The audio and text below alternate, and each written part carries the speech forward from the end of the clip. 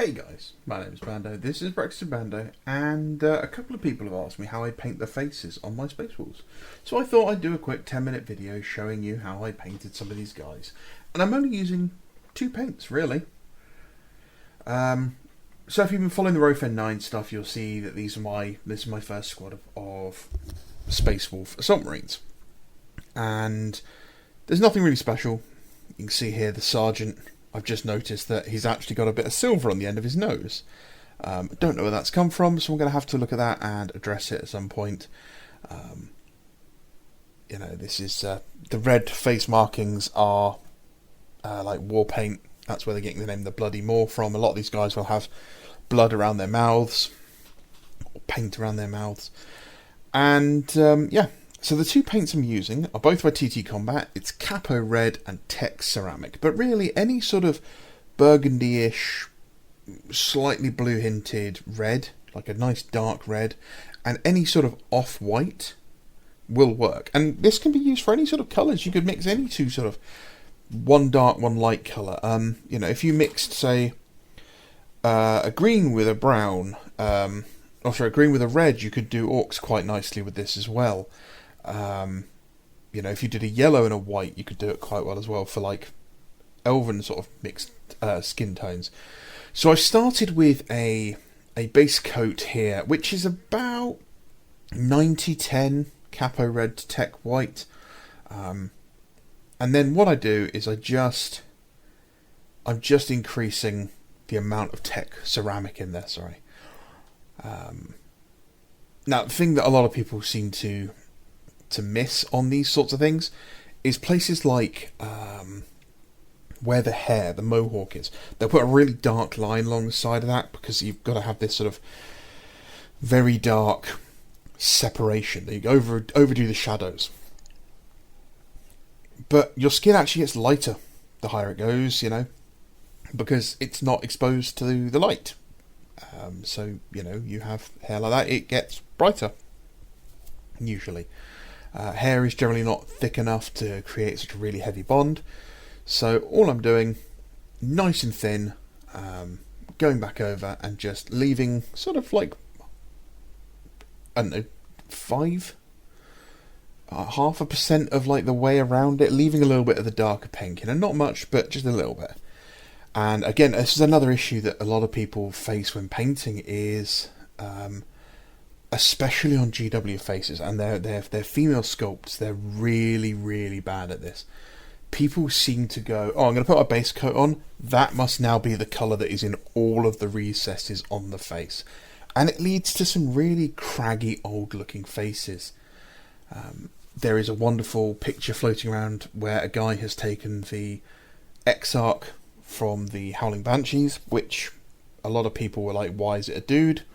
And all he did was paint it properly, and it's a very feminine face. And it's because they went really hard on these dark shadows that it made it look more masculine. So we want to get the correct sort of tone for where it is on the face. So, like the back of his neck here, it's going to be lighter, but it's not going to be as light as other parts where, the light's going to be hitting it from above. The other side of his face that's closer to his backpack, I'm not really going to bother painting much because the light's not going to be hitting there at all. I like to keep things quite rough when I'm doing this, and because I'm wet blending a lot of this, which means I'm not waiting for each layer to dry, I can blend them together. If I realise I've mixed too much paint and I'm suddenly jumping too great in the gradient and it's become really noticeable, I can mix them together and blend it back, and then that becomes the sort of the mid-tone again, and then I can go up again.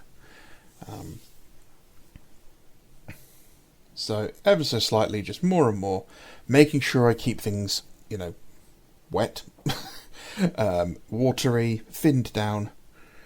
And I'm trying out these new brushes that I got. These were from Model Painter, and I'm very impressed with them. They're quite nice. This is probably the smallest one I've used, actually. And another thing I like to do, I like to use pointillism a lot. So a lot of the time I will, instead of painting strokes, I will be painting small dots. especially if I'm using things like glazes. I like to add the sort of lots of little tiny dots, because if I'm going to glaze over the top of it, which will blend it all together, it adds texture variation.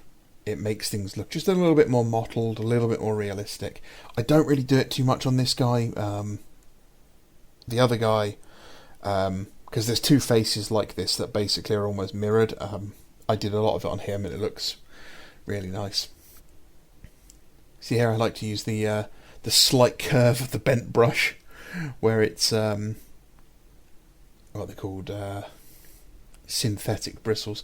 Now here I realised that I'd just done too much, and it was too big a contrast. So a little bit of water, a little bit of like changing the paint slightly, and all I'm doing is just reblending it together.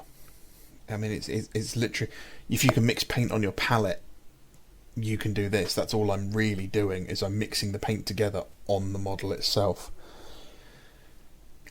Now I might add another glaze at the end of this when it's dry, which will probably be sort of a light grey glaze, and that will help. That will look like stubble, and that can really elevate your skin. Is actually going, oh, hang on, where would the hair come?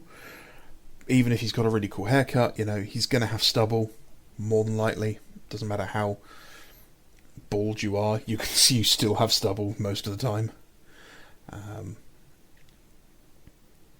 I'm just trying to make it so that the highlights here, they're not too stark. I don't want to jump up to a bright white load of lines across the face, which is, you know, it's absolutely fine if that's what you're going for, and if maybe you want to paint them just really quickly. But for me, I'm trying to move away from the classic coat of skin tone, Agrax Earthshade or Rhydclone flesh tone over the top, and that's it. I mean, that's absolutely fine if you are painting models for gaming. That's what you want to do. Can't knock it. You know, it's an absolutely fine method. I used it for a long time, or the equivalent. Most of the time it would be things like bronzed flesh with chestnut ink over the top of it, would be one of the older ones. We've had a lot of different inks and glazes from GW over the years, and honestly I don't think any of them have been as good as the original inks, like chestnut ink, flesh wash, those sorts of things, which you can still get, by the way, if you go and check out P3 paints. They do, I think it's P3, it's either P3 or Cote d'Armes. One of those two is the original company. I think it's Cote d'Armes, actually, thinking about it. They do all the original GW shades, including all of the washes and inks. So if you want chestnut ink and your Warlock purple and all that sort of stuff, they still got it. But they are the original paints, and they're very bad compared to modern paints. Well, the inks are fine, but the paints aren't great. So I've gone out and grabbed the other guy now, because what I'm going to do here is I'm just going to get a glaze of sort of a 90-10 capo to tech, and I've watered it down really heavily, but then I've taken most of that paint off my brush. And what I'm doing here is I'm just glazing back in some shadows to the most like deepest recesses, so things like around the eye sockets, around his optics where the skin's going to be kind of red and irritated, along his scar, in his mouth, on his lips, anywhere where I want things to be a little pinker. You know, they're not going to be as pale as somewhere else. Now with this sort of thing, you want to be careful. You can just tidy things up, move them around for a bit. But once you're done, you want to leave it to dry before you come back and do it again or do any other work, because glazing can do things like coffee staining, and it can become very noticeable if you move it when part of it's dried and part of it hasn't. So once that's done, always put that aside to dry. Maybe use a hairdryer or something. But yeah, so that's that. That's pretty much it. That's all I do. I'll go back and I'll tidy up the hair, and I'll add things like eyebrows if I feel like it. And I'm just going to tidy up the sergeant here now. And yeah, let me know what you think. Let me know if this helped. I know some of the video is out of focus. I think the quality's been okay so far. This is actually my new phone, so the camera is of mixed quality compared to the one I was using before. So hopefully this was okay to watch and it wasn't too horrendously out of focus. Alright guys, have a great day.